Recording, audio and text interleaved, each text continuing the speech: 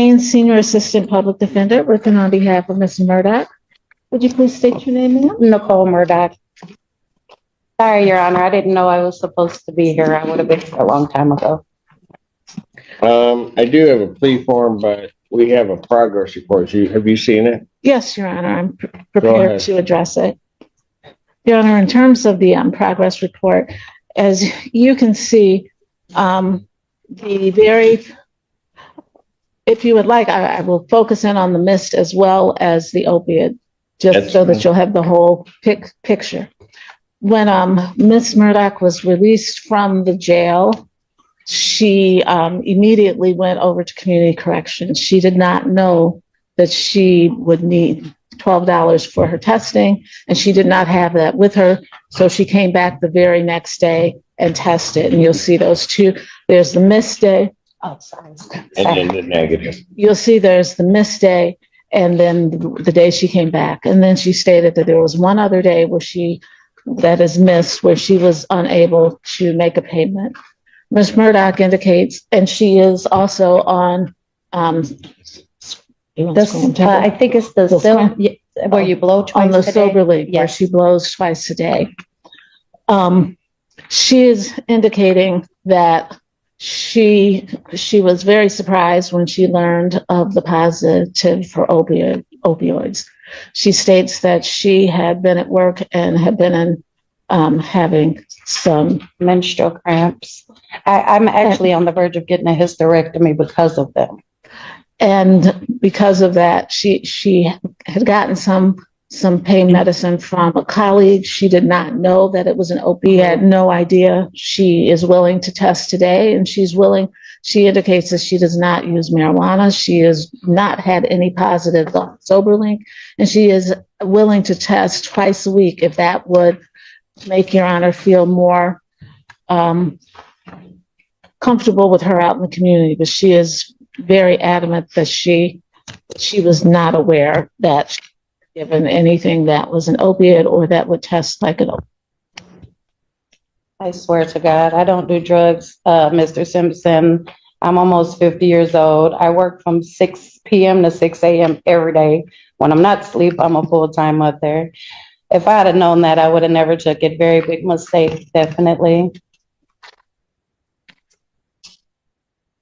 Well, then obviously regardless of the reason, she's taking medication that she shouldn't be taking. I would She never would not do do it that. a day in life. It comes back positive as opiates. I had no idea.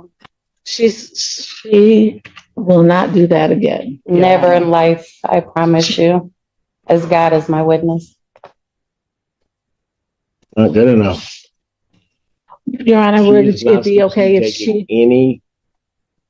Go ahead. if she drug tested today for you? I'll do every day for you. And I do believe she tested yesterday and it was And negative. Friday.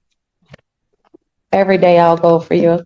Every single day, I promise. To show you that I don't do. Counsel approach.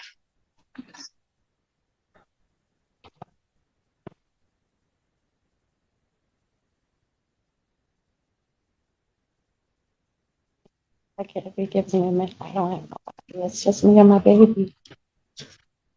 My brother lives way in Flint.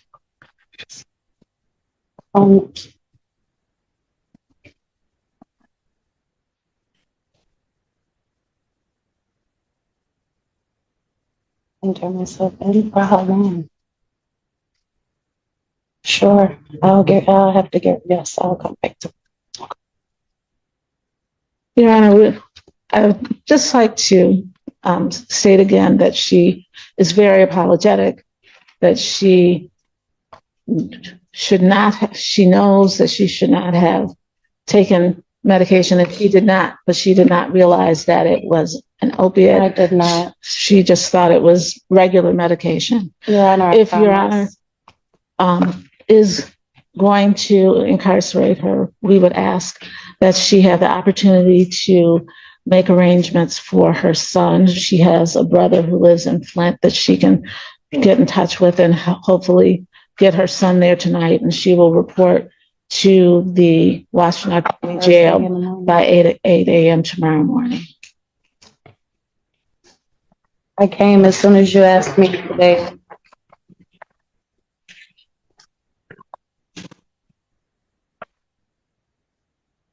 And she is willing to testify. For sure.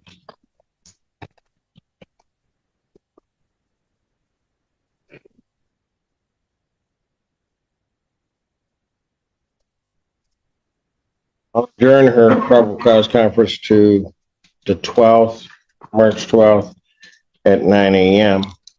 I'll give her a chance to get arrangements to take care of her child. So I'll indicate that I'll continue her bond at this point in time. Defendant is to report to the Washington County Jail with ID at 8 a.m. tomorrow morning. Understood? Yes, sir.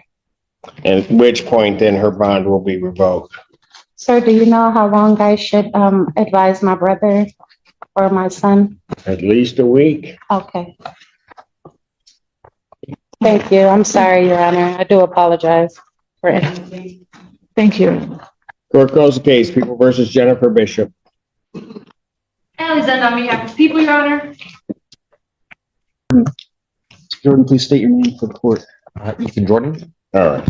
I have before me a plea form indicates that he would be pleading guilty to an added count of attempted resisting and obstructing a police officer. That's a 1-year offense. Upon a successful plea to that charge, count 1 would be dismissed. Defendant is also agreeing to write a letter of apology to the victims, and also there is an agreement to sentencing under HIDA. That's the court's full understanding of the agreement. That's correct, Your Honor. And that is correct statement. May I have him sworn? Raise your right hand. Do you solemnly swear and affirm the testimony you're about to give will be the truth, the whole truth, and nothing but the truth? So help you God. I do. State your name, please. Ethan Jordan. Sir, it is this court's understanding that you're going to plead guilty to the charge of attempted resisting and obstructing a police officer. That is a misdemeanor punishable by up to 1 year incarceration or $1,000 fine plus court costs. You understand that? I do. Still wish to, and I also do have to advise you that while I'm taking your plea, I would not be your sentencing judge, and you would be sentenced before Judge Garwood in the 15th District Court. You understand? Understood. Still wish to plead guilty? Yes. And to that charge, how do you plead? Guilty. Now, you understand that by pleading guilty, you'll not have a trial of any kind. I do. You signed an advice of rights form, is that correct? I have. Any question regarding those rights? Sir. Please look at paragraph 5. You'll see a copy on the podium. Those are your rights. If you're part of a trial, you understand by pleading guilty, you'll be giving up those rights as well as all the rights on that form. Understood. You understand you're giving up your right to appeal of right. I do. Are you on probation or parole? I am. Were you on probation or parole at the time of this offense? I was. Both? Well, not Probation. both. You were on probation? Out of what court? 15th district. You understand that your entry of a plea in this case could be a violation of that probation. I do. You understand that as such, that court could sentence you to the maximum allowable under that other charge. I do. And understanding that, you still wish to plead guilty to this charge. Yes, Your Honor. Has anybody promised you anything other than what's been stated here today on the record to get you to plea? No. Anybody threaten you or coerce you in any way? No. You're doing this voluntarily? I am. Of your own free will? Yes. And because you believe that you are indeed guilty of this offense? Yes, Your Honor. November 29, 2025, at the location of 1201 South Main Street, City of Ann Arbor, Washington County, State of Michigan.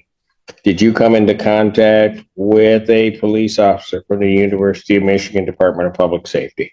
Yes, Your Honor. And what happened?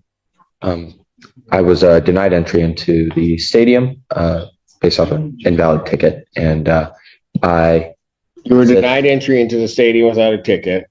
an invalid ticket, but yes. I resisted a not campus security, stadium security officer. And then after which police officers came to assist in removing me from the stadium. And it was at that point where So you went to the stadium and you just decided to go without a ticket? I was kind of like scammed out of a ticket. You were scammed out of the ticket? I purchased a ticket that was invalid. Oh, So you're still going to go anyway. no, that wasn't the intent. Mr. Jordan, you were denied entry into the stadium, correct? And security tried to get you to leave Correct. and escort you out, Correct. and you resisted that attempt. Correct. And then U of M police officers, uniformed, approached and they attempted to assist the security and Yes. escort you out, and you continued to resist. Yes. And you realized they were giving you lawful commands to leave the stadium. Eventually, I did. Yes. Did you realize? Well, no, you eventually left, but you realized that at the time they were giving you the order or attempting to try to get you to leave the stadium, that they were giving you a lawful command to leave the stadium. Yes. You understand that between the time that I accept your plea and the time of sentencing, if you commit misconduct as defined under the Michigan court rules, that you would not be entitled to withdraw your plea, and the court would not be bound by any sentence evaluation or recommendation. You understand that? I do. Is counsel aware of any other promises, threats, or other inducements which have led to this plea? None, Your Honor. And have I complied with the court rule? Yes, Your Honor. We're satisfied, Your Honor. Thank you. Court will accept the defendant's plea of guilty to count 2. Count 1 is dismissed. Pre-sentence investigation and report is ordered at 15th District Court probation. Sentencing in this matter will be March 31st at 9 a.m. March 31st, 2026, 9 a.m. before Judge Garwood. Bond will continue. Very good. Thank you. Thank you very much, Your Honor. Have a good day. Thank you.